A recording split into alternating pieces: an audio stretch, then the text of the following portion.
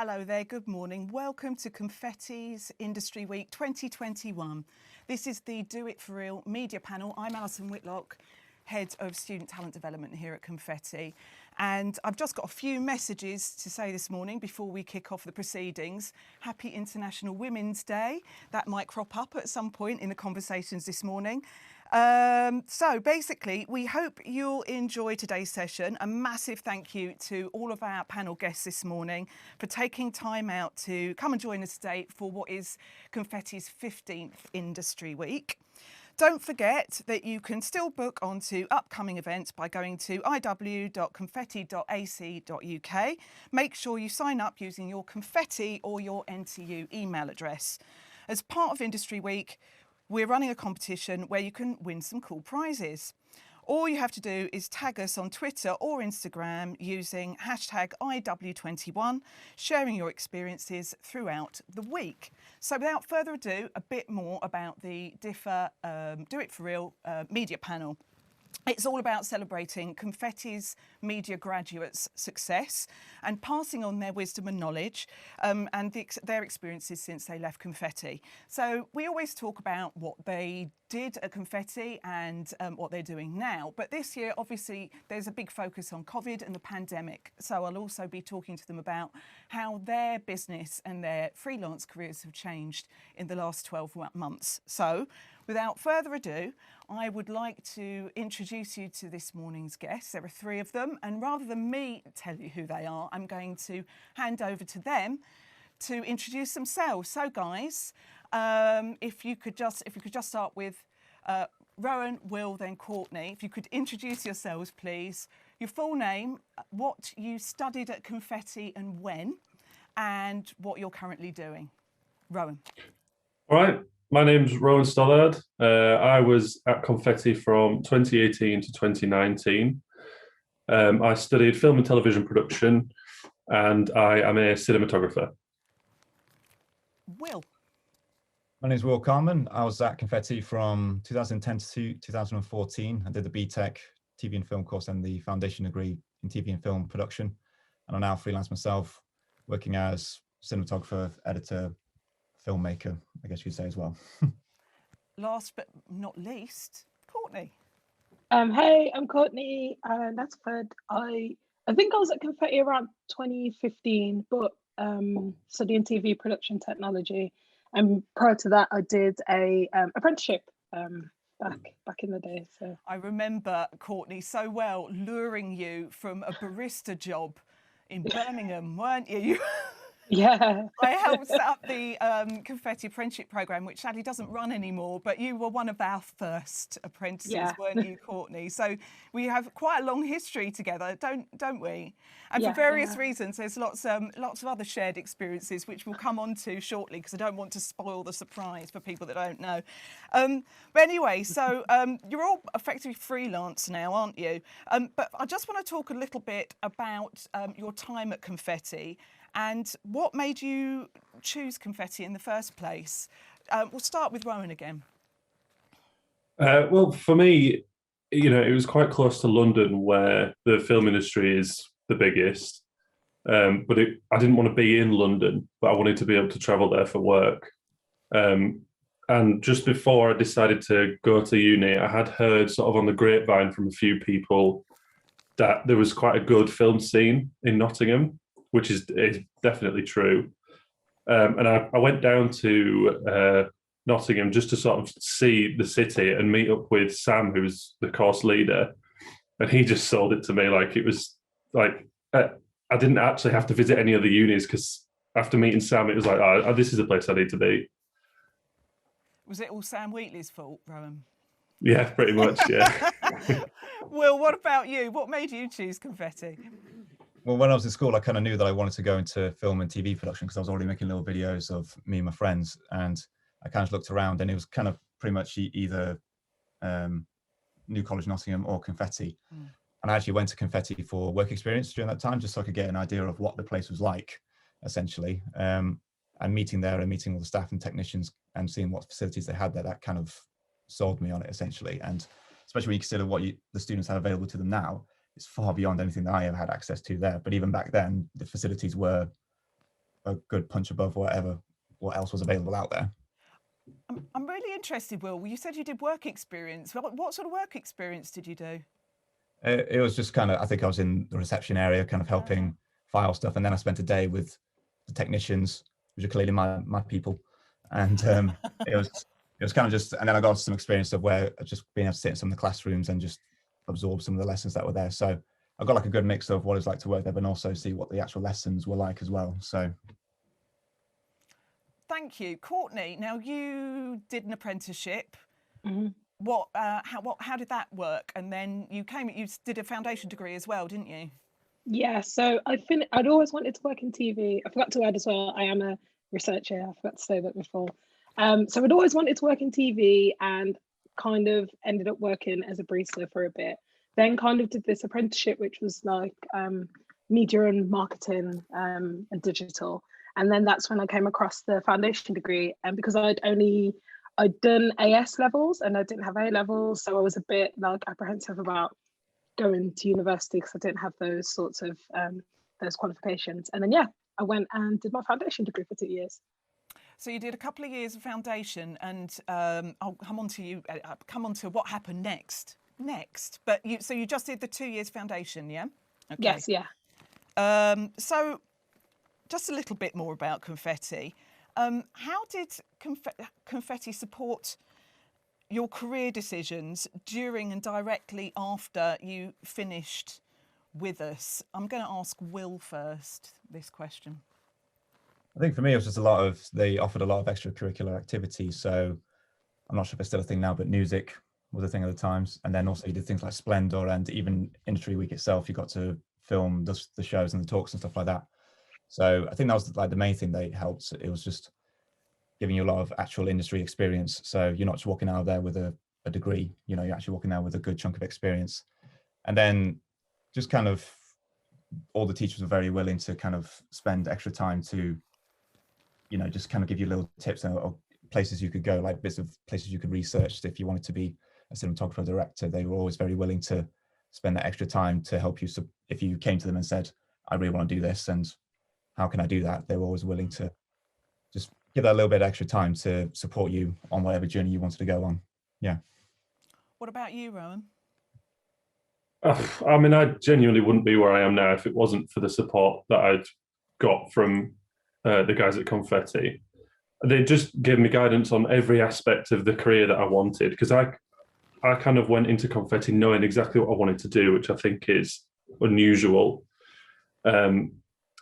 And yeah, just like whenever I had a question about what to aim for, who to contact, like how to climb the sort of role ladder in the camera department, the information was there and the people were there to point me in the right direction. As far as support goes afterwards, I mean, the option was always there, but I kind of hit the ground running when I left Confetti, so I didn't really need to contact them that much afterwards. But like they always made sure that the option was there.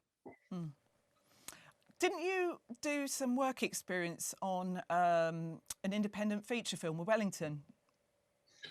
Yeah, it wasn't a feature. It was a short for Film 4. And that was down in Hastings, just below London.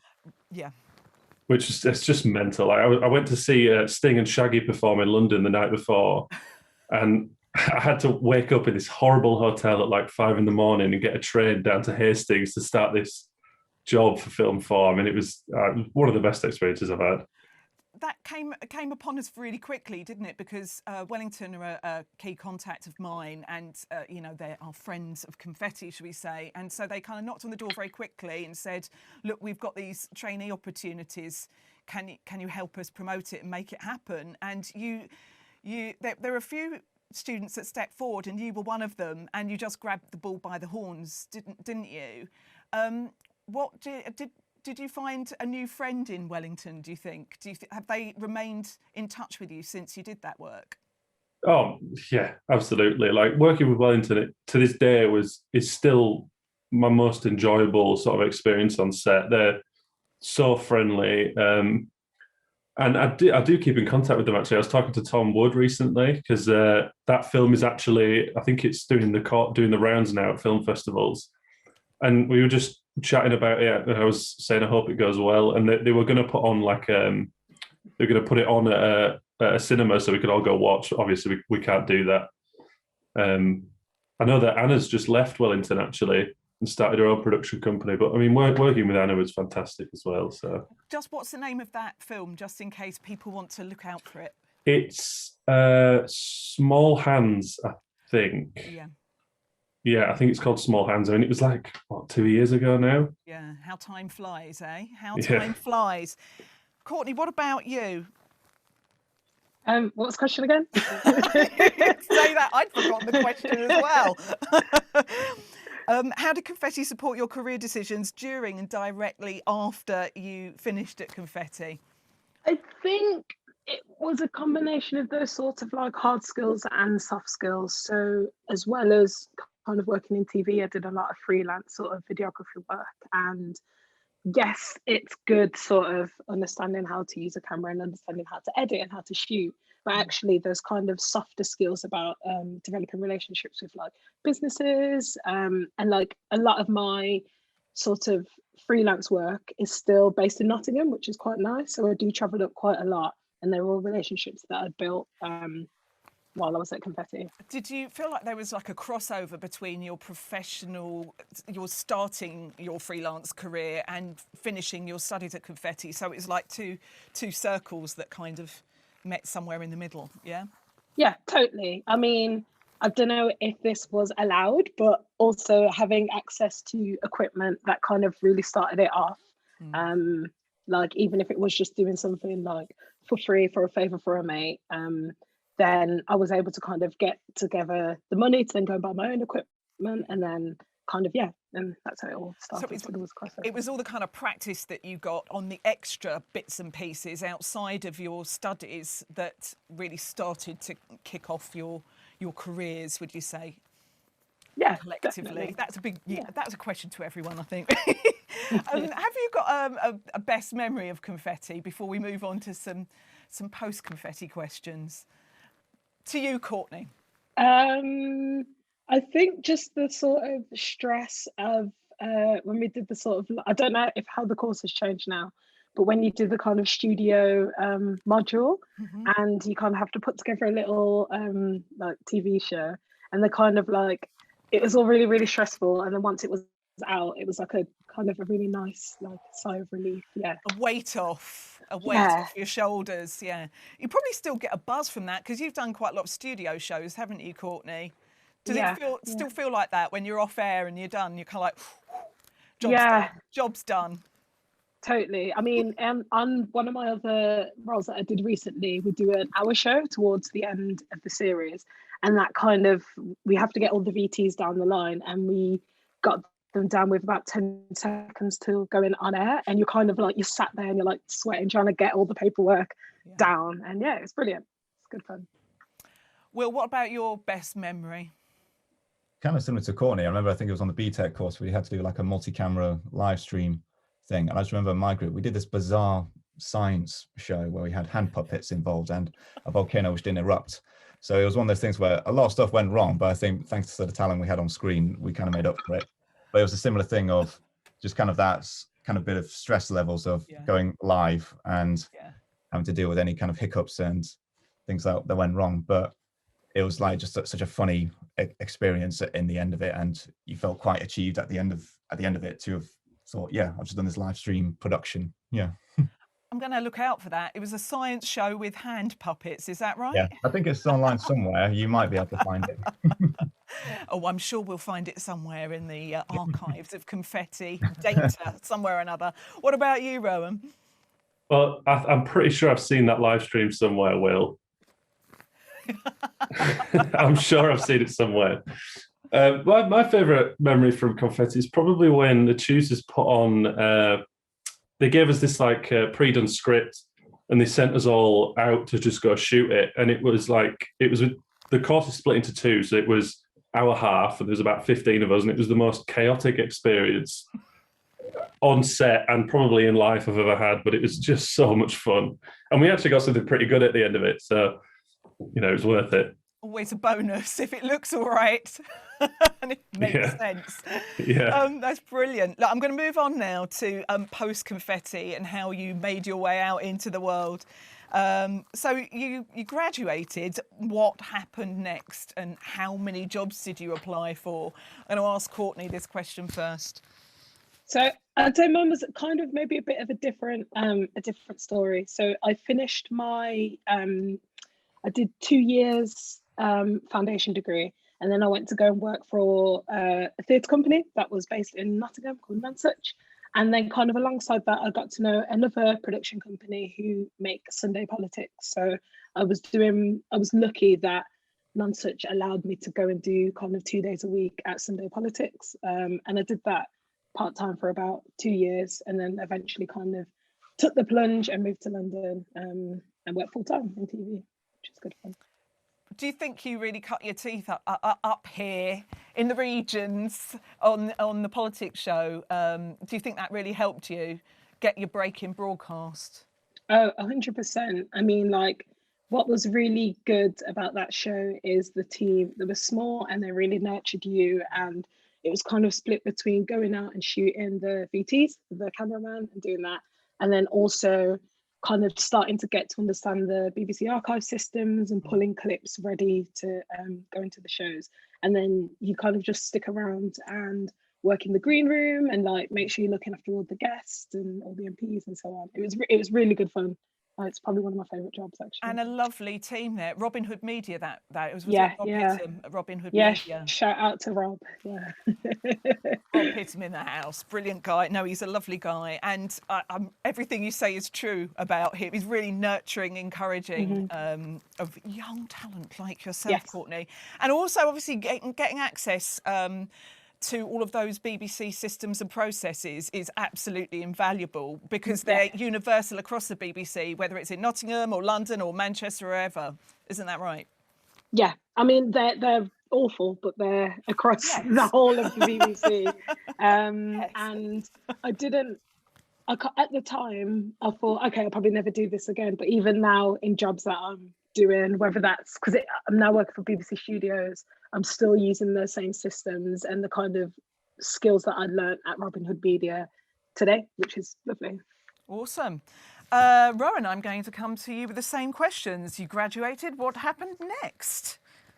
Well, I was lucky enough to sort of build like a network of professionals that I got on quite well with. So it was just one job after another immediately after leaving Confetti. In the sort of 6 months after, I'd worked with Film 4, BBC Young Creatives, and then towards the back end of the year, the BFI funding had been sort of shifted to the back end of the year. So for whatever reason, I got put on I was on 5 BFI shorts within 3 months at the back end of the year. So within the first year of leaving Confetti, my CV was already full enough for me to be able to sort of become a freelance camera assistant. That's brilliant. And you built your network of contacts over that time, I should imagine. What a brilliant black book of contacts that would have been to have got that concentration of work in such a short period of time directly out of university. That's excellent. What about you, Will? What's your story? When I left Confetti, I basically tried to go freelance initially. It was very much that kind of situation of you get maybe one job a month that's not even enough to pay a month's rent. And I was working part-time in a pub restaurant at the same time as well. And then eventually I was keeping an eye on production companies kind of in Nottingham in the Midlands, trying to basically look for full-time work essentially, because I thought I can't really hack freelance at the moment. It's just not really working for me. And looking back now, I just didn't have that experience or that kind of skill to be able to do it really. So I applied. I was keeping an eye on a few production companies in the Midlands, and there was one in Loughborough who were looking for a maternity cover video editor. And I basically applied for that job and was fortunate enough to have got it. And I was there for about 9 months. And then fortunately, again, after that 9 months had kind of come to an end, there was another production company who I had my eye on, who were then looking for a full-time cameraman and editor. So I then applied for that job as well. I was fortunate enough again to get that role. And I was there for just under 2 years until I was unfortunately made redundant from that role, just because there just wasn't really a need to have full-time cameramen essentially in companies, which is a very common thing really. But that's kind of when I made the jump into being freelance. And I think because I worked at those companies, and also because I still kept doing stuff in my spare time, so similar to Rowan, had been making contacts with people. And I think as well, because I'd worked at those companies, I essentially was known to their competitors as well. Yeah. So it was a little bit easier for me to contact those people and just say, hi, I'm Will, and I worked for this company and I'm now freelance.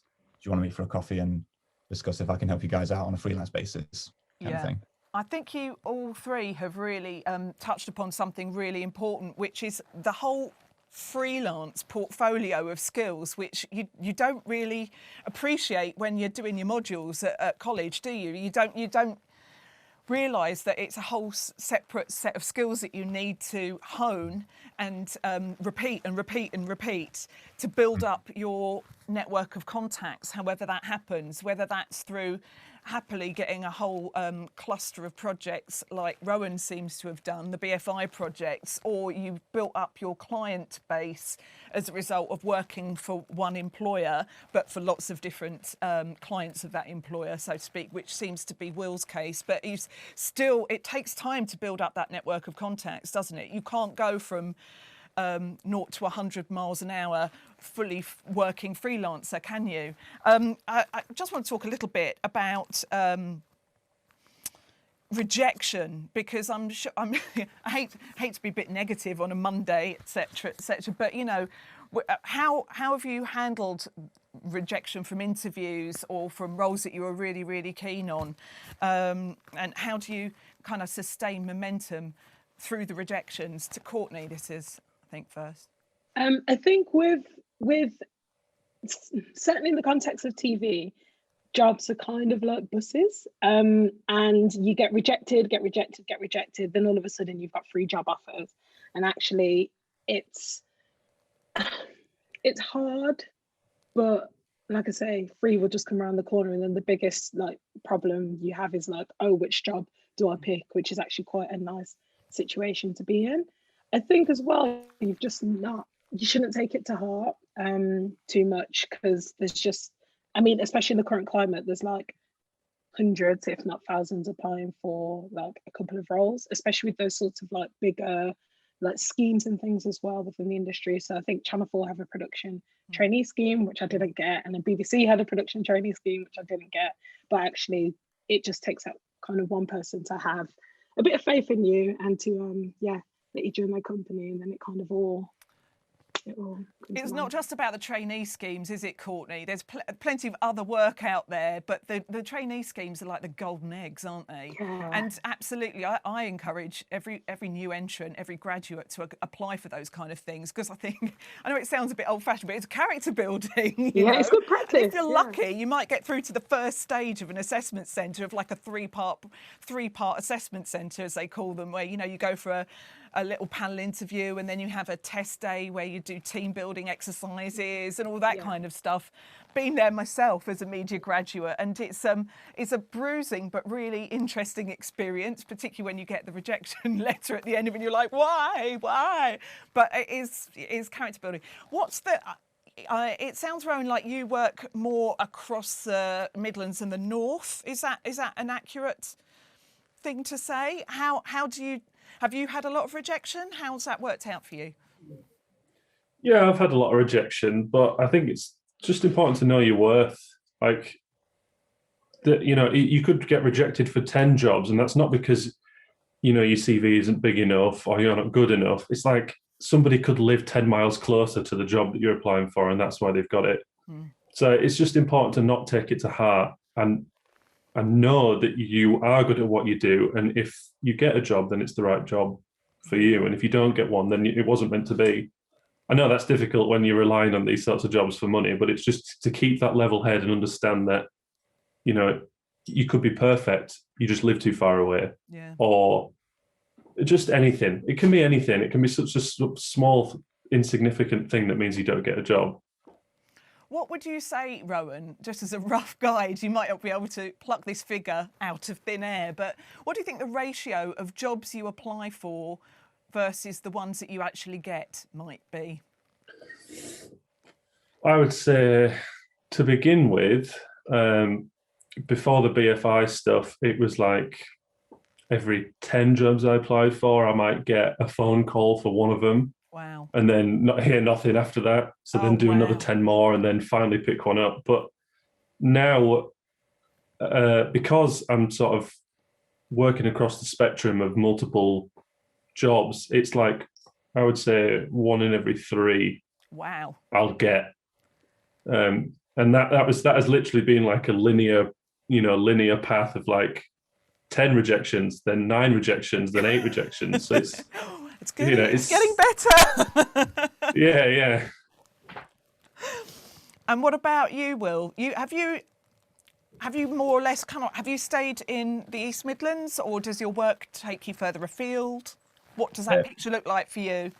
I think most of my clients are kind of in the Midlands sort of way, and I've got like the odd client maybe sort of more towards London way. That's kind of more where I'm trying to work towards. But it's kind of like Rowan was saying, you could be perfect for a job role, but then because you live 50 miles away or so, they'll go for someone more local. So it's trying to break into that kind of barrier of the industry in a sense. But I mean, Courtney and Rowan kind of covered everything perfectly in a sense, especially Courtney on about the whole bus situation. It goes through all the time, especially when you freelance. That you could be looking at your calendar and be like, I've not really got anything coming up next month. Oh, this might be a dry spell. Then next thing you know, you get a call on Monday and says like, are you free this week, that next weekend, the other weekend? Suddenly you'll get loads of different little things come in. But it's kind of just part of it. It's part of anything in life, not just like the film industry, any kind of creative field or any job you go into, you're going to deal with more rejections than you get success. Yeah. And you kind of like build a bit of a thicker skin for it. And it's like Rowan and Courtney have said, it kind of just builds your character, and you just kind of get more used to it. And to the point where, you won't kind of get a rejection and think, oh, I'm terrible at what I do, I should give up. It's never that case. And it's more of it'll just be a small little thing of this person lives a bit closer, or this person has a small little training qualification that maybe bumps them up a little bit more. Or it might be that it's for a job with the BBC and this person's been a runner on a BBC show before. Yeah. It could be small stuff like that. And it's hard because obviously, especially for stuff like that, it's a bit of a double-edged sword. You want to work with the BBC, but then you've not got any experience, so it's kind of hard to get into that. But it's one of those things of just keep picking away at it, and eventually you will get there. It's about persistence with it, really, perseverance. Absolutely. And so just talking about the buses all coming along at once, when in that happy moment where suddenly you get 3 amazing jobs, and how do you make the decision? What is your criteria for selection of amongst those 3 amazing jobs? Is it the one that starts first, or the person you've worked with that you got on really well with before on another production? What is that criteria for you? How do you decide this is to Will first?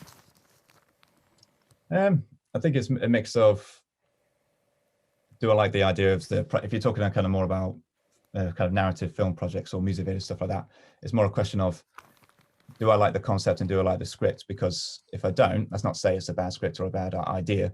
It's just, it's not the right project for me, and you're better off, that production will be better off getting somebody who's passionate about that specific idea than I will. Even if it's like a highly paid job or something like that, I think you'll benefit your career in the long run if you pick the projects that you're passionate about as well. Obviously, it can be difficult to say because sometimes you might need the work. Let's face it. Absolutely. But I mean, yeah. What about you? Sorry, go on, Alison. Sorry, I was just going to say, no, I totally agree. It's like, sometimes you just need to get the money in, and it's not, it's not a shiny bauble of a project that instantly sets your heart on fire. What about you, Rowan? What do you have a criteria? Exactly the same as Will. He put it perfectly. I just want to ask Courtney something, and this is a bit of a side question, really. Since I interviewed you a couple of years ago for the media panel, I remembered it well. It was a great panel, really enjoyed it, as I am today. But since then, you've worked on some really exciting projects, and you've really started it feels like you're really moving up the ladder in terms of the credits you're getting and the titles of the shows that you're working on. And the one that I'm going to obviously mention to you, is Strictly Come Dancing. You just finished the last series of Strictly Come Dancing. And this is a show really close to my heart because I worked on the first 2 series. So I was so proud and delighted to hear that you were up to your eyes in Strictly It Takes Two. You were doing the spin-off show for BBC Two, weren't you? And I did the first 2 BBC One shows. So lots to talk about. Obviously, we won't do it all here and now. I have drilled you for a little bit of information about who's still on the production team 14 years down the line. But how do you, had you always aimed for Strictly? Are you aiming for a certain genre when, as you move through the ranks, as it were, and you get more work more frequently? How did you get Strictly?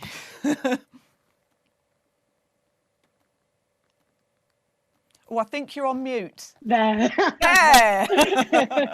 I think previously, so I never watched Strictly, and I said that to the producers when they were interviewing me, and I'd kind of had it in my head that I was like, oh, I only want to work on like arts films, or only want to work on science films. But actually, as I've kind of like progressed in my career, I've kind of started aiming towards factual entertainment and events. So then working on the VT team on Strictly, we meet up at the beginning of the run and we're like, we've got to make X amount of VTs. So it was just a really, really good opportunity. I never thought I would go into that sort of entertainment sphere. Yeah. And what's really nice about it is because it's a show that returns, and it's a show that you kind of know what to expect. It's kind of a good training ground, I would say, in that you're in a research position, it's a shooting research position, but then you start to get the opportunity to start scripting things and going into the edit.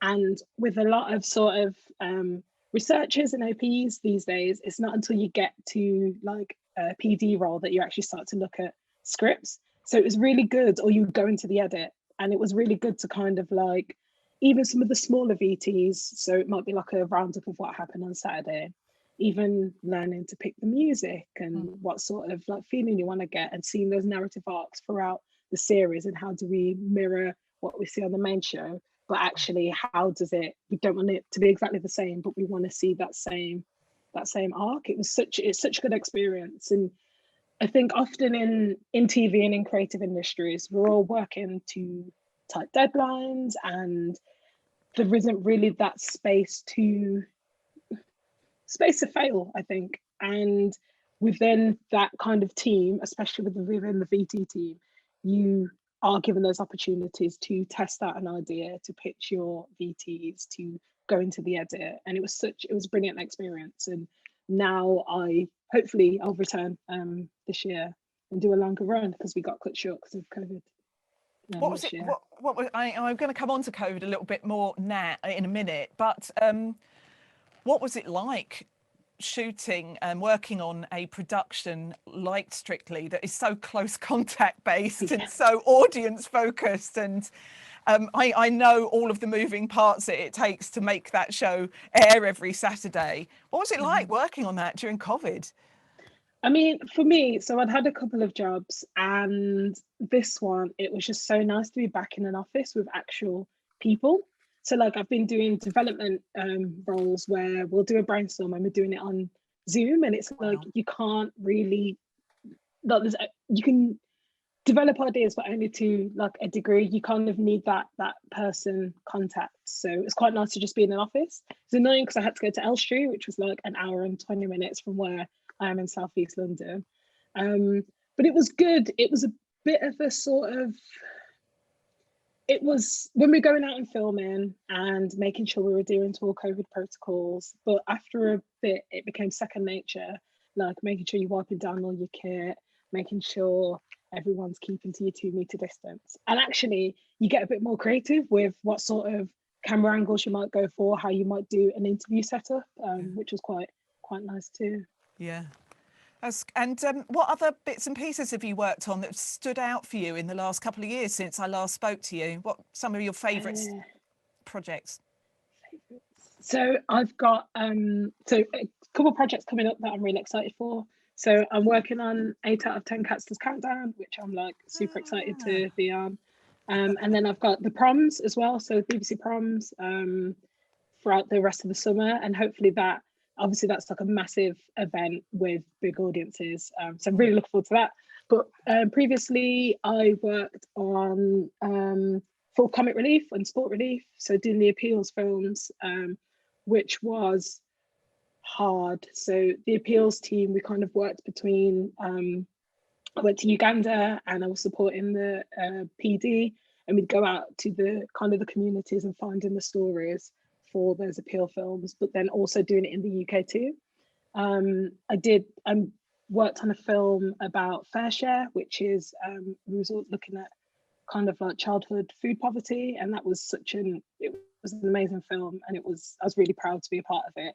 And you get to go to the studio and watch the films go out essentially, and you're sat around all the people who are in the films that we invite them down, and it was just such a nice thing to be part of. It's so nice to hear that your experience is growing, it's broadening as well, and you're enjoying the challenges of working on productions that you wouldn't have considered you're working on. I'm going to move on in a minute, but just to Rowan and then to Will, have you ever found yourself being surprised to work on something that you were like, oh, I wasn't thinking that much of it? Has it that has broadened your horizons? Have you had projects like that you've worked on? Yeah, absolutely. The most recent one would be live streaming. I've been doing a lot of camera operating for live streaming, and I've always kind of thought, that where's the creativity in that? Because it's all very sort of laid out, and there's a formula to it. That's what I'm trying to say. There's a formula to it, and I didn't really think it would be that exciting, but doing it, there's like this sense of responsibility that you can't mess up, because there's however many people on the other end watching your mistake. So I found that really, really exciting, and I hopefully get to do a lot more of that. What about you, Will? Has there been a surprise project where you've kind of gone, oh my God, I wasn't expecting to enjoy this, and it's taken you in a different direction? I had one project kind of similar to Rowan. It was like a live event thing. This was obviously pre-COVID, and it was for a company called Les Mills. They do kind of like these body pump class exercise things, and they do these conferences every year. So we got to travel to Spain, I think it was, which was cool, first of all. But you kind of think like it's just basically going to be like a conference thing, kind of giving motivational talks and stuff like that. But it wasn't until I got there that I realized, because I was part of a bigger crew, so I was like one of like maybe 5 to 10 cameramen working on it, and they actually put on these massive like fitness classes, and then we're doing a mix of filming a highlights reel to show at the end of the week, as well as actual kind of live stream stuff, kind of I think something similar to like going on Zoom or Facebook or stuff like that. But then the other thing I got the responsibility of was editing as well, so I had to edit the highlight reel. So I had to I don't know how I did it now, but like I had to go from a mix of filming and then immediately go back to my hotel room to edit the stuff. And it was one of those things of you're editing right up until the deadline, until like maybe half an hour before they need it. So it kind of, that was like a fun/stressful experience of being able to work that quickly in a very live environment where you need to be constantly on the ball and make sure you're hitting all the marks.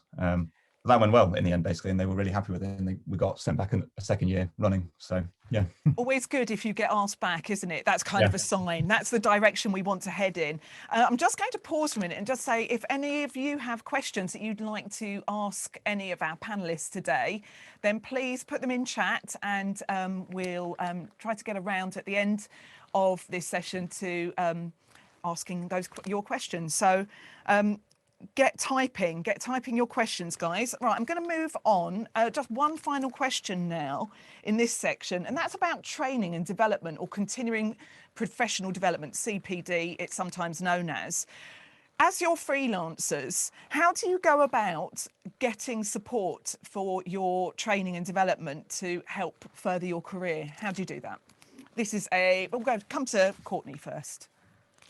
I think for me personally, I place a really high value on networks and mentorship schemes as well. And there are schemes that are set up where you can apply, or you can literally just email maybe someone that you've worked with and try and set up that relationship. And I think why I enjoy that so much is in this sort of freelance world, or I generally work on like short-term contracts. You kind of meet all these new people, you get really close, and you're like this like family, and you literally do anything for them on production, and then you never see them again. And I find that quite hard to manage mentally, because I'm like, oh, you might see them next year. And having that sort of, having a mentor creates almost like a tether within the industry, and you've always got that person. Sometimes it might be something practical of like, oh, so I've had these 3 job offers, what do I do? Or it's something just a bit more, I don't know, like someone who's there to nurture, or someone, if you just had a bit of a rubbish day, you can chat to. And I think as well, joining some more sort of formal, I mean, join a union, that goes without saying, join a union, because that's what unions are there for. But some of the more informal networks are great too. So if you're, say, like a woman working in the industry, or if you're queer, there's certain networks that you can join that, yes, provide that sort of structure of you need help and support, but then you've got that social side too. I think that's really important for. Is there any you'd like to mention now? Any of those kind of networks you'd recommend?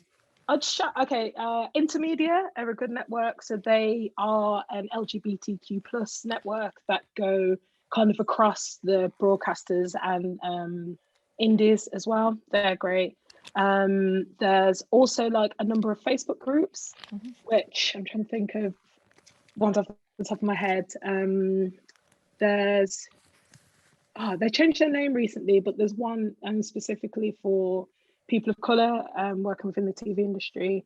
There's like Facebook pages like Black in TV, which is sort of like an anonymous way of posting things that have happened when there've been incidents of racism, but actually they post really good bits of support. There's Beck2 as well, which are our union. So, and there's TV Mindset too, which are really good at looking at sort of like mental health, particularly for freelancers within the industry. I think also at this point on International Women's Day, I'd like to mention Women in Film and TV. Yeah. You may have you heard of it, Courtney? Yes, yeah. My college friend has just become chief executive. Katie Bailiff. She has literally just become chief executive of Women in TV. Went to uni with her, and so I'm delighted for her. Congratulations, Katie. And yes, look out for that one as well. So another one in the mix. I've actually, I almost forgot the question I had just asked you, Courtney, to ask Will and Rowan, but I have remembered again because I've got them written down. So training, Will. How do you go about getting yourself some training? Well, it's similar to kind of what Courtney was on about. You've got these different kind of networks and organizations that can help you with that. But then also through online training, YouTube has obviously got a huge wealth of content on there to help educate aspiring filmmakers on. But you've also got websites like Skillshare, and then there's one called MZ. I actually took I took one course on MZ on ARRI cinema cameras over lockdown. Was how I spent some of my time over lockdown with no work going on. I just tried to educate myself on some of the higher end equipment. So that's kind of mainly what I'd say is that you can contact, there's also like Facebook groups like Courtney mentioned, that there's loads of filmmaking groups that you can post questions in and ask. Even through things like Instagram, you can always message other people whose work you like and ask them questions. But I'd say YouTube is a humongous useful tool to self-educate yourself on different techniques. And I've especially discovered like through cinematography as well, there's a wealth of videos on that subject as well. Some stuff which come from people who actually work on really high-end productions. They're really sharing a lot of knowledge on there, which is great. So I think even Cook, who make Cook Optics, they make lenses. They actually have their own YouTube channel. I would highly recommend anyone who's interested in cinematography check that out, because they do a lot of interviews with actual working cinematographers like Fabian Wagner, who's done Game of Thrones, Justice League and stuff like that. We've got some really insightful interviews with those kind of people. So yeah, I'd recommend checking that out if you're interested in cinematography. Excellent advice. Thank you. What about you, Rowan? Where do you get your training from? For me, training's just always happened on the job. So I started off as a trainee, and as long as you make yourself approachable and have a mindset that you're willing to learn, people in your department, my department, camera department, as long as you build a relationship with them, they'll teach you everything you need to know. But then I suppose if you want to sort of specialize in a specific role, like if you want to become a grip, You have to have a grip qualification because you're dealing with heavy machinery, things like dollies, jibs, like they're really heavy, and you could really hurt somebody if you don't work with it properly. Same with like a Steadicam operator. There's courses that you can go on for that. I hopefully in the future I'm hoping to go on one of the Steadicam courses because I would like to specialize into that area. If you want to become a gaffer, you actually need to have, I think it might be the degree level, like electronics degree. I might be wrong with that, but I know you have to have some sort of qualification.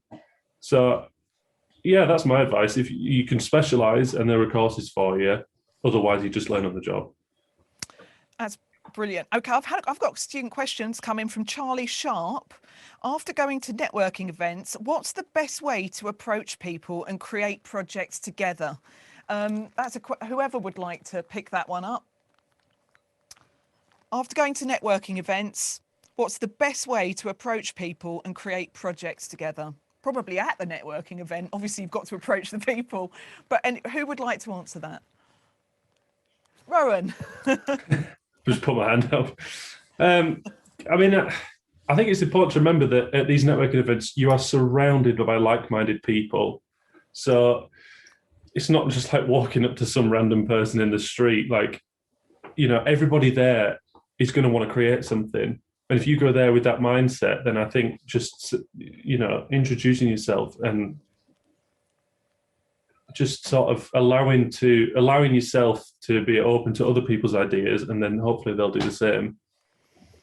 Thank you. That's great. I've got another question. We're on this topic at the moment. This is from Daniel McCoy. How do you ace an interview to get into the creative industries? Courtney, I'm going to ask you this one. How do you ace an interview?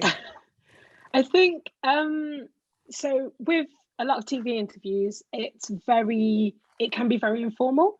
And it'll be a case of you'll get a call from like a talent manager, and you'll arrange to meet somebody, and you'll sit down and have a coffee. And there are some other interviews to say like your trainee schemes where it is very much like it's a competency-based interview, and you've got to like. So I'm rubbish at competency-based interviews basically, and I can't answer that question because I've never got a job after one of those. But actually sitting down and having a chat. Just being nice, being honest about your experience. I think as well, I always like to go in with a few ideas. And sometimes it depends on the program, but like say if it's a development role, then I'll come with like almost like a mini presentation about like some ideas that maybe an idea that's more fully formed, or I might have a list of things that are kind of in the works. Sometimes I might go in with ideas for talent for something as well, which is always useful. And it's not super formal. It's not like I'm going to get up and like present. It's more just, it's like a chat. Just be nice, basically. I think really even competency-based interviews you mentioned, and they can be a little bit weird because they're things like give me an example of when you were in a challenging situation and what you did to overcome it and what you learned. That's a competency-based question, isn't it? Yeah. Because they're looking at how you're going to answer the question and how you dealt with certain things, how competent you were in a certain situation, which assumes you've got a certain amount of experience in the first place, doesn't it? And they can fox you, can't they? Because you're like, I can't think of anything. Yeah. Whereas with that informal chat over a coffee, I think employers are keen to know your opinions, but crucially, they want to know that you have watched their show, assuming that it's a program that's already on. They need to know, they need some reassurances that you are interested enough in their current product. And you can bring some fresh new ideas to it, whether whether it's a talent idea or it's an interesting VT or whatever it might be. I think it's a very good question, though. I've got another one actually, but I am going to talk about COVID. I'm going to move on to some COVID questions in a minute, but it's a good one from Charlie Sharp again. What's the best way to talk about money with employers with freelancing? The crucial, sticky issue of money. Will, I'm going to ask you this. How do you deal with the big money question?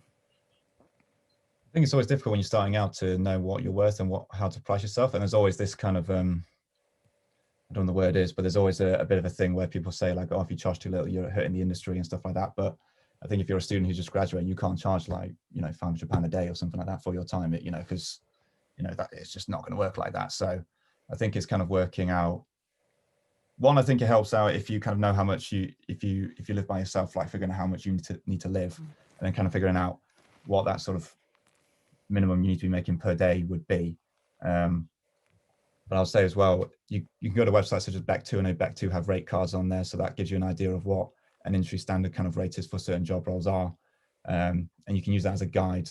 But obviously, like I said, when you're first starting out, you might not be able to charge as much as that. But there's also that age-old saying of, you know, get a price in mind for how much you want to charge per day, and then pitch it to a few clients and interviews. And if you get no's, then obviously you may be just pricing yourself a little bit too high at that moment in your career. You know, it's not that you can't charge that much eventually. It might be at the moment, you know, you may just need to price stuff a little bit lower just to get your foot in the door. Because I know that, you know, looking back at my work a few years back, there's no way I could be charging the type of stuff that I'm charging right now. It's stuff that kind of just develops over time. But I've always kind of thought like, you know, starting at something like maybe £25 an hour is probably a good place to start. And that £25 would be for what, if you don't mind me asking? Well, it'd be basically your kind of day rate. So whatever kind of job role you want to do. I mean, obviously, as you get more into the industry, how much you get paid per job role varies massively. But I'd say just start off with, if you're trying to think stuff right, I'd like to try and get like maybe £25 an hour, or you basically want to be earning more than living wage, essentially. So more than £10 an hour, ideally. But then there will be some productions. I've worked on a few as well, BFI shorts and stuff like that, where it has just kind of been living wage, you know. So it's kind of finding those balance of projects of, you know, stuff where you're maybe doing for slightly less pay, but then there's going to be more benefits to it. So either stuff for your showreel, your portfolio, or contacts, or maybe just even the credit alone is worth it. And then try and find the job. So obviously for me, it's more down the corporate route. So more down the corporate side of things where there's more money involved, and, you know, then you can doing a lot of work on the corporate side. That gives you more freedom to do maybe the freebies or the low paid projects where there's more, you're getting more from it than just financial gain, if that makes sense. Yeah, totally. You want to chip in, Courtney? Yeah, can I just add something on that? I think it's like totally what you were saying about know your worth. There's been times where I've had interviews and they ask your rate and you kind of just like panic, and then you go in either at the rate that you currently paid or you go in lower, but actually just knowing your worth. And I think with TV as well, Talent Manager, which is kind of like the website where it's kind of like LinkedIn for TV jobs, they've got a campaign at the minute which is looking at people's rates. So you can anonymously submit your rate to their database, and it kind of asks for like the genre, the time slot, and so on. And then you can see kind of where you need to be asking. So it's really good. It's a really good tool. Like sometimes I've looked at job roles that I've done and I'm like, oh, I really got underpaid for that over time. So I'm like, I'm quite comfortable, but it's an amazing resource. And I think even if you don't pay for Talent Manager, I think you still get access to that because it's a big kind of campaign with That's brilliant. Yeah, platforms like that. That's brilliant, because it means you're not basically underselling yourself or undercutting other people, so that you can maintain rates within given production, post-production, whatever production roles. What's it? Is that talentmanager.co.uk? I think so, yeah. And like I say, I think it's on when I'm looking for work or whatever, I pay for like a pro account, but I think even on the free account. But totally, it's just what Will was saying, know your worth at the end of the day. Yeah. That's brilliant. That's great advice, guys. I've got another question from Daniel McCoy. We're on fire now. Thanks for your questions. Keep them coming. Tip on presenting yourself on LinkedIn or Talent Manager, Courtney, to get noticed as a creative person. So what makes your LinkedIn or your online profile stand out? How do you make it shine? I think I'll use Talent Manager more so than I use LinkedIn, and it's a case of just making sure that your credits are up to date and you're constantly updating, and then it asks for your availability as well. So be really clear on when you're available. So Talent Manager's like they might look at it and see that you haven't updated your availability and don't want to ring to be like, are you available? Making sure your CV is really quick and easy to follow. Like say, prior to working in TV, I did a lot of like kind of more creative roles, and your CV is very different for those sorts of jobs to when you're applying for like runner and production assistant jobs. So have a look at I can't remember what the Facebook group is called. It's like people looking for TV runners or something like that. And have a look at people's CVs. I just downloaded a load of them. Look at the advice that people were putting underneath as well. And you can post your CV on there for feedback too, which is really, really helpful. That's excellent advice. Thank you. Rowan, have you got any tips on making your online profile shine? Well, because I have experience on the technical side of film sets, so camera assisting is considered a technical role, and then now cinematographer, which is considered a creative role. They're two very different approaches to online presence. So for technical role, I would keep my LinkedIn up to date with everything that I'm doing all the time, because it's not about what you're created as a technical role, it's about what you've done. So people would go on my LinkedIn, they would see that I've done, all this recent work. Whereas the creative side now, I mean, I haven't really updated my LinkedIn in a long time. I probably should, but I let my sort of website speak for itself, really. It's just, people can just go there and they're like, oh, I like this music video, I like this interview, I like this whatever, and then they'll book me. Whereas with the technical stuff, it's like, I need to see that you have done 3 TV shows, I need to see that you've done 2 features, I need to see, so yeah, it's very split. It depends whether you're technical or creative. And it depends, one thing serves one purpose, like your own website serves one purpose, and that's where you can showcase your creativity, whereas LinkedIn or Talent Manager is far more sort of factual, shall we say. It's got the headline TV shows that you've worked on, or the key project, or this particular producer, so that it stacks up the experience in a different way, doesn't it? Yeah, absolutely. That's brilliant. Thank you for that. One tip I'd give as well is just get references and testimonials from people that you've worked with. That can be a massively useful tool as well. Just my little thing. Yeah, you find that helps. I see you're very active on LinkedIn, Will, aren't you? And you are. It's great. That's really good. It's like, oh, he's working on that at the moment. That's good. Give that a little like. But yeah, you showcase little examples of your work on there, and I have seen that quite a lot of your clients give you feedback, give you testimonials, and that counts up.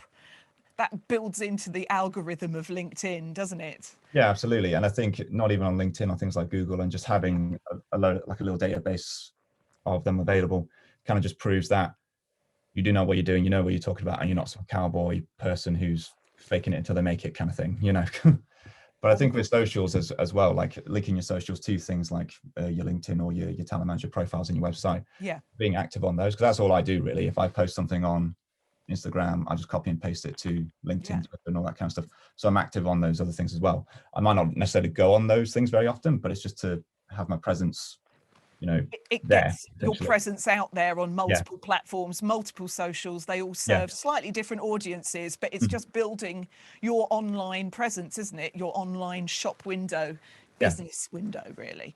Absolutely. Brilliant, thank you. Right, okay, so we're getting quite tight on time, but I'm going to carry on for a little while yet. We've still got a little bit more time. Matthew McKiernan has has asked this question. Did your experience of doing non-TV and film-related jobs spur you on in making sure you broke into the industry? This is a question to, well, who would like to take this question first? Yeah, I can do that. Rowan.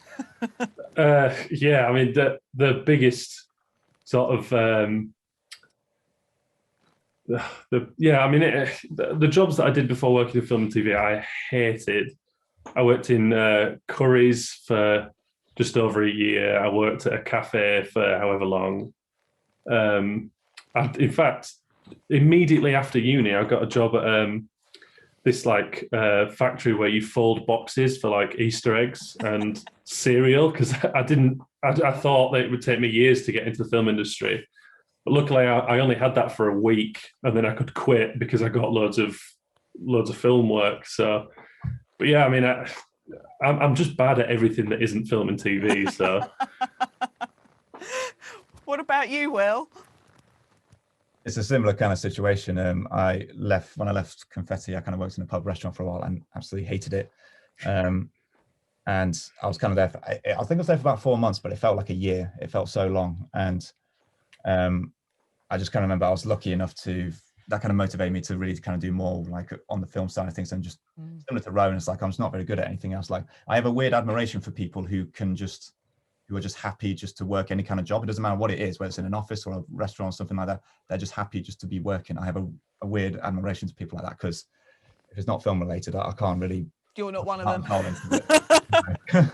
What about you, Courtney? The non-film and TV jobs, did they spur you on? I mean, I really enjoyed being a barista. It's one of my favorite things to do. I've done it at various different places throughout the years. But actually, sort of the jobs, so say like when I worked for the theatre company, those skills, while they're not directly related, really helped me in my kind of TV career as well.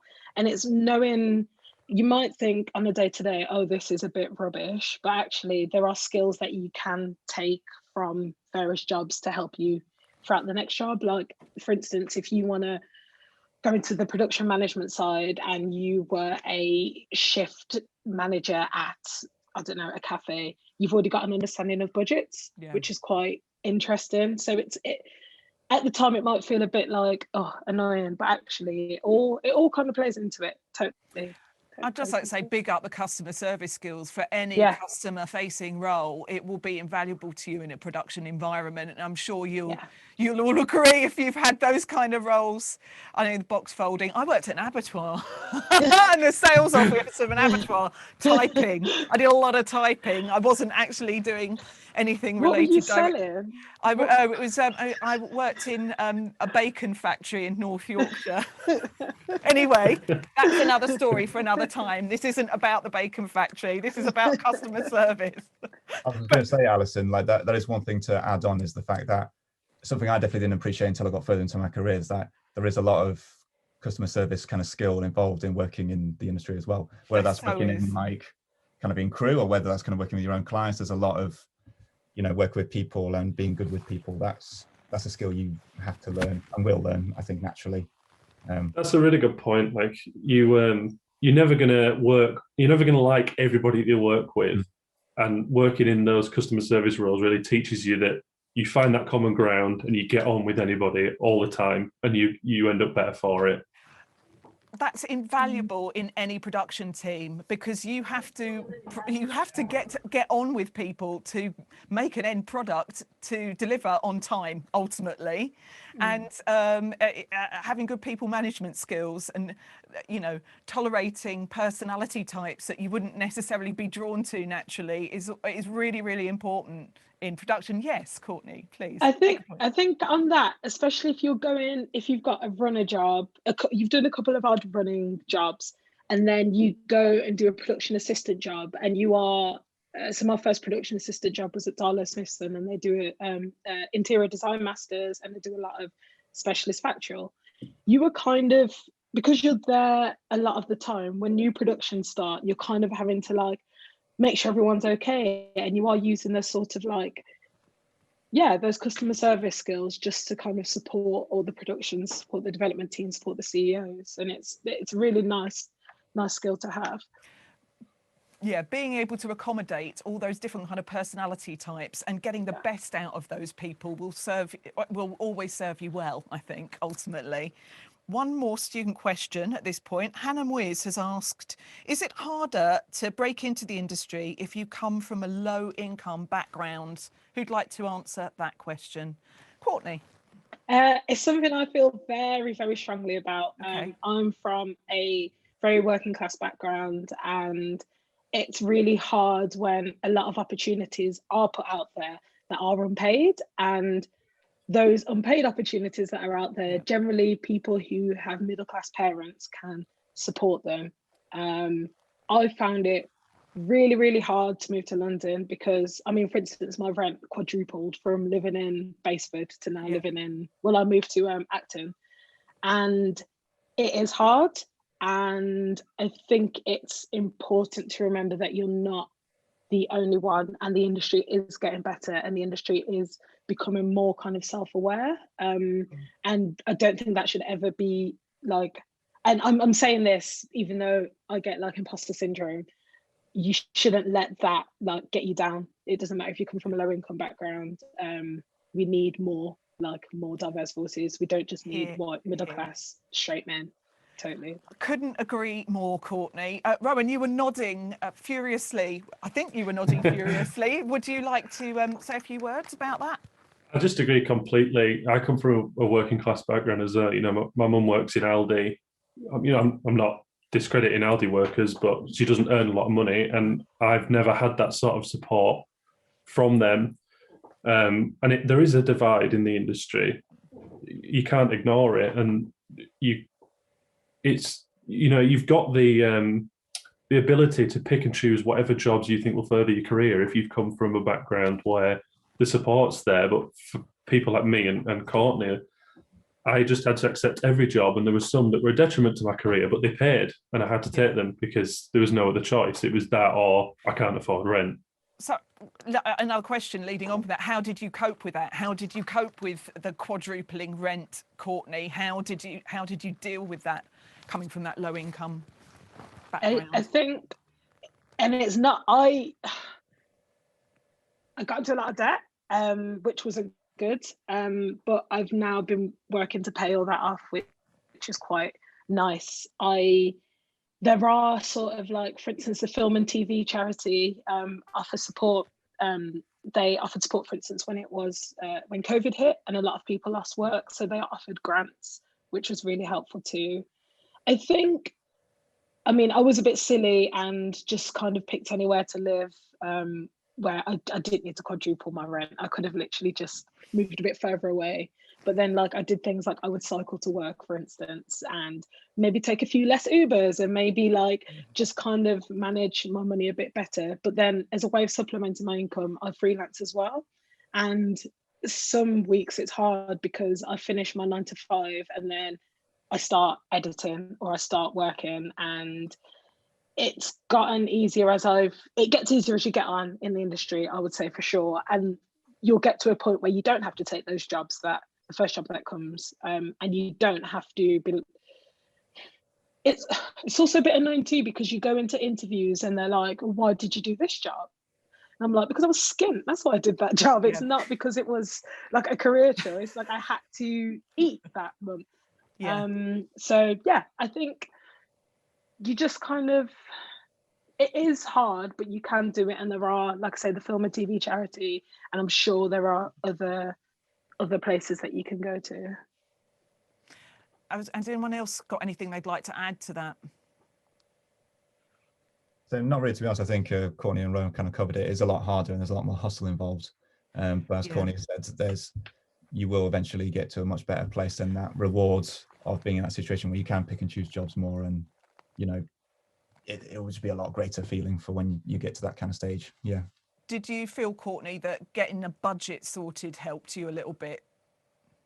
Yeah, not getting takeaways, not getting Ubers everywhere. I was lucky enough to live somewhere where I could cycle to work, which was really helpful. And actually now, during what's kind of been a bit of a relief during the pandemic, is that I'm not doing anything and I'm not spending money on travel. And it's like I say, that the grant that I got from the film and TV charity allowed me to pay my rent for I think it's like 2 months, and then it meant that I could like actively go out and look for jobs, because actually the other job that I do, which is as a barista, of course there's no cafes open, so like you ring the job center and they're like, oh, what else can you do? And I'm like, well, I can't be a barista because everything's closed. So I think budgeting, I think, like I say, the freelance work does help fill those gaps. So whether that's like making like promos or kind of doing like the live stream and things too,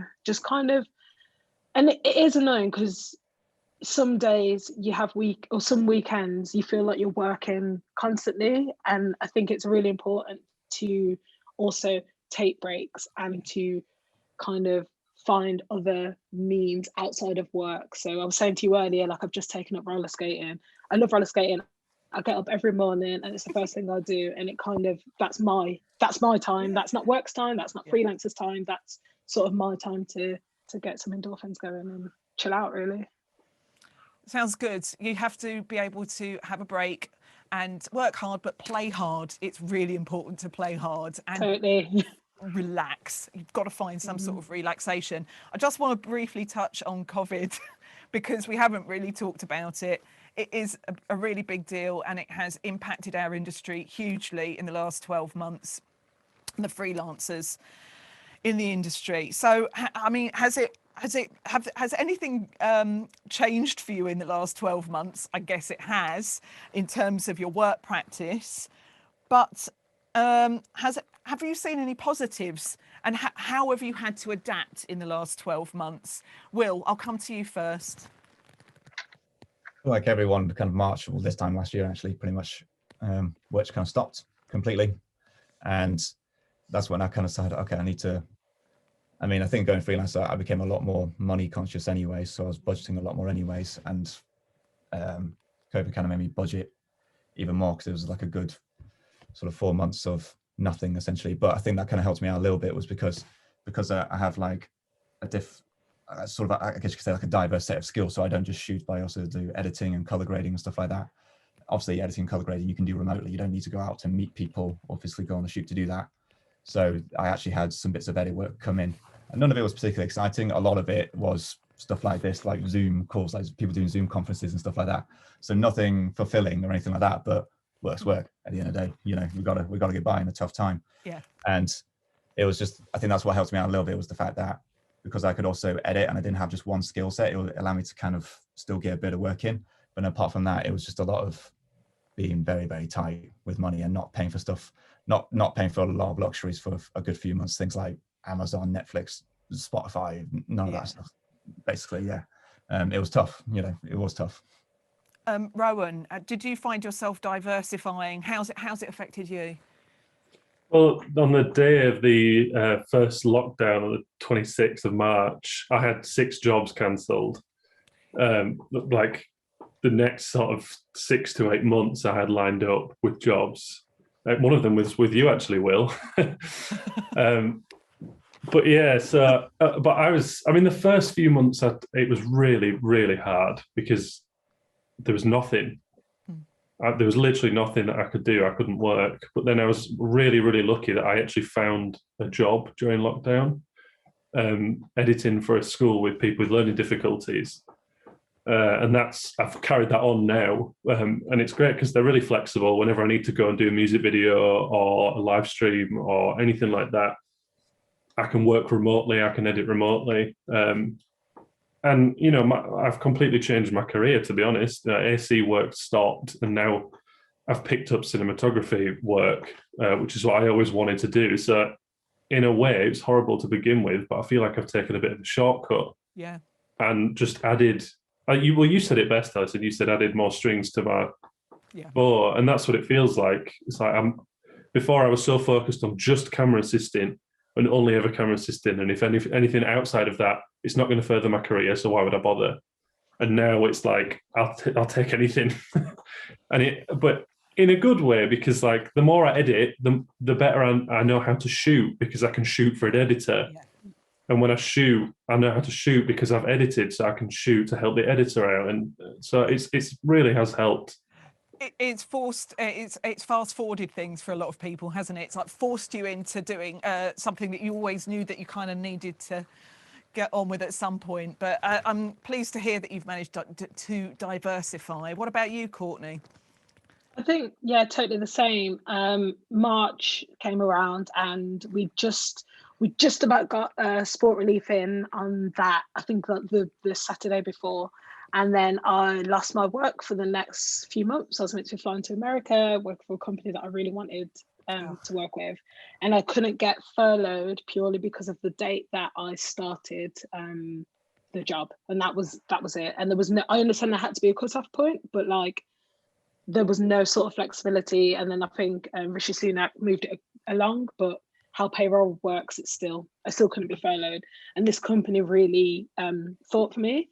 And I think TV is cyclical anyway. And generally when January, February, March comes around, it is quieter. So you've got that sort of expectation anyway. And then with the added pressure of a global pandemic, it was really difficult. But then again, the same as Rowan and Will, you kind of diversify your output. I was editing a lot more. I was doing quite a lot of freelance work. Again, this Zoom sort of conferences. So I worked on quite a big arts festival, which was really nice.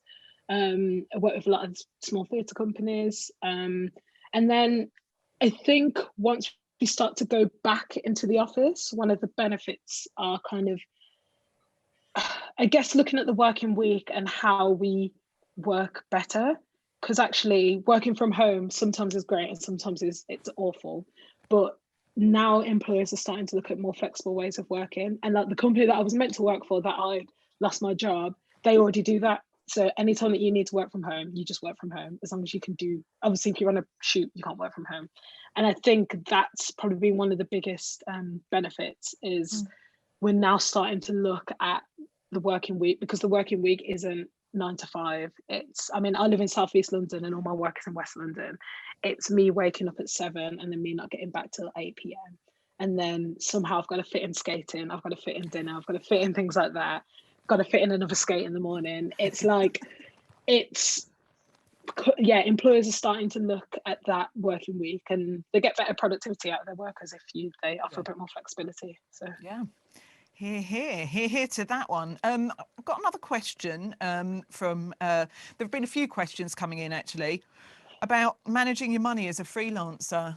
We've kind of touched upon it with the budgeting and knowing that you're going to have a few lean periods and then all the work's going to come in at once. But do you want to go into a bit more detail about the amount of time that you have to anticipate you're going to be working versus not? How do you manage all of that? How do you manage your money budgets? Who wants to go with that one? I could probably start off. Yeah. And there's always been like a bit of a golden rule when being like a self-employed freelance person, is that you want to build up an emergency fund, essentially, because you could obviously go a couple of months or so without any work. And so having that emergency fund essentially is there to cover your outgoings. So the first thing you need to do, obviously, know where your money goes at the end of each month. I mean, I know a few people who don't, and that idea just stresses me out. But the golden rule is basically have a good 6 months or so of your monthly outgoings in a little emergency fund. And that's just a pot of money that's set aside that you don't touch unless you need to.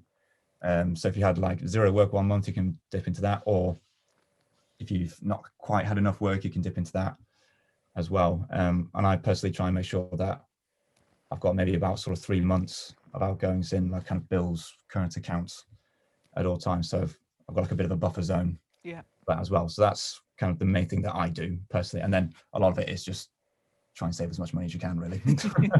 Get ready for the tax bill. Rowan or Courtney, has anyone got anything they'd like to add to that?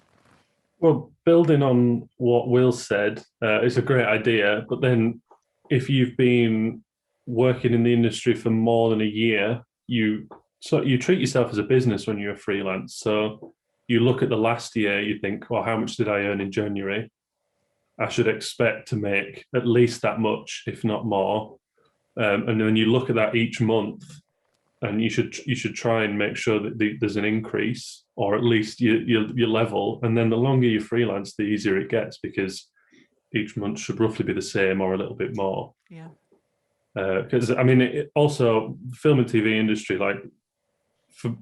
for me and for a lot of people that I know, it gets very quiet winter. Mm-hmm. So November, December, January, February, sometimes it's really quiet. So you need to make sure that you've built up enough savings to take you through those quiet months. It's not always the case. I did have one year where there was just a dump of jobs in winter. But yeah, generally you can see from past years when to expect quiet months. Yeah. Courtney, have you got anything you'd like to add to finish that? I think on both what Will and Rowan was saying, I mean, actually what Will was saying, I hadn't learned about having my kind of pot of money aside until like last month.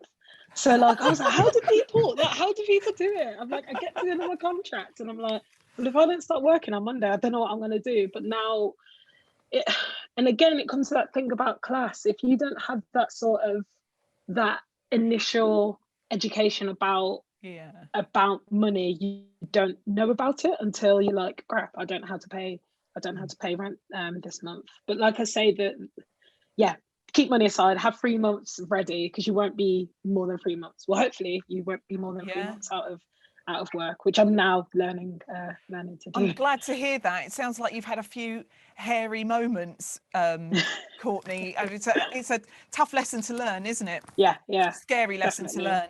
I'd just like to. I would give as well, Alison. Yeah, go on. Kind of going back to what Rowan was saying about, looking back at your previous years, seeing when you're going to be busy and when you're not. One tip I picked up from another freelancer who works in events is when you get work come in, and let's say you get sort of double booked, essentially, and not double booked, but you have a booking and then someone else offers you a job on the same day, keep a note in a calendar. Like I have a separate calendar specifically for those jobs that I'm not able to take on, or jobs that maybe got postponed because of COVID, for example. And you can use that as well in the same way as what Rowan was talking about. You can look back and kind of go, okay, so I was booked this many days on this month, but I also got offered all these other jobs. So instead of having 6 jobs this month, I had maybe 12, and it's a good way to keep track of when you're going to be busy and when you're going to be quiet. So yeah, that was a little thing that I picked up. Excellent tips. Take note. We haven't got much time left, so I'm going to steer away from COVID now because it's been tough for everyone. But yeah, the last year of diversifying your work might actually influence your answer to this question. I'm going to ask each of you, if you had one bit of advice to offer our students today, what would that piece of advice be? Rowan. Oh, that's a tough question. Yeah, that is a tough question. I think just, perseverance. Like the landscape for film and TV has changed so much since COVID, and it's changing still. I think just try and sort of diversify your skill set. So there are like COVID safe courses that you could go on for working in film and TV. That's Green Skills is a good one for those. Actually, there's some COVID online courses you can do on those. Yeah, exactly. And that's a absolutely incredible thing to have on your CV for when you're applying, even for runner roles. Yeah. And when you're first starting out, it's important. There's a bunch of skills that you can get without actually ever working on a film set, like your first aid. Yeah. First aid training it's not very expensive, and it's just another great thing that you can add to your CV. Same with COVID safety training. So just look around for things like that. Like use your past experiences, like the question before, with work that you've had in the past, to put on your CV that'll help you get those sorts of jobs. Yeah. Like saying that you've worked in a cafe. Well, you're great with interpersonal skills. You're great at talking to people. You're great at keeping a level head. Like say you work in a kitchen, a high stress environment. Yeah. So just because you haven't worked in film and TV doesn't mean you don't have skills for it. What about you, Will? My one might feel a little bit like almost a bit off topic, but I'd almost kind of say, and I'll explain it a bit further, but one thing I always is important to keep in mind is to keep your ego in check. Yes. I think it's perfectly fine, because especially with the route that I went, I kind of didn't go around the traditional route of Rowan, for example, where I kind of went AC to cinematographer. The path I kind of went just naturally led me down to be camera operator and cinematographer, because I was just shooting my own stuff. But I would say, even if you want to be a head of department, so whether that's a DP or a director or a producer, whatever it is, I'd say, especially when you're first starting out and you've just left uni, don't then think you're too good to do any other kind of roles. Don't think you're then too good to be a camera assistant or be a trainee or anything like that. Because working for people who are more experienced than you is an amazing way to learn. I helped out a DP friend of mine on a feature film just before Christmas. It was terrible pay, but basically I knew from that I was going to make new contacts and I was also going to learn some stuff from him. Excellent. And I learned how to light like a nighttime scene and how to shoot somebody driving at night without actually having them drive at night, for example. And Brilliant. I'm going to have to rush you now because I've literally got about 30 seconds Sorry. left, but that's excellent advice. Courtney, advice in 30 seconds, Courtney. Advice in 30 seconds. So I've gone for watch more content. Just watch. Just take in as much content as you want. Because I remember when I first started, I was like, I don't even watch TV. And then like my manager was like, what do you mean? Like, you don't watch TV, you want to work in TV. And whether that's listening to podcasts, like every morning I get up and I'll put on the radio, listen to the news. I've got emails that have like daily briefings. There's another email that I subscribe to called The Conversation, which looks at kind of big studies, but in a kind of like journalistic way. So just taking as much content, whether that's watching it like analytically and really thinking about it, but then also just enjoy it. Don't always have like think you're watching it in this analytical way. Like sit down and watch stuff, and it doesn't always have to be highbrow dramas. It can be like entertainment and things. Awesome. Thank you so much, guys. I'm sorry I'm having to cut you a little bit short. I could talk to you all morning. Thank you. If you could just hang out at the end of this so we can say goodbye. I'd just like to say thank you to all of you, Rowan, Courtney, and to Will. I've had a brilliant morning talking to you. I hope you've really enjoyed this. Thank you very much for watching.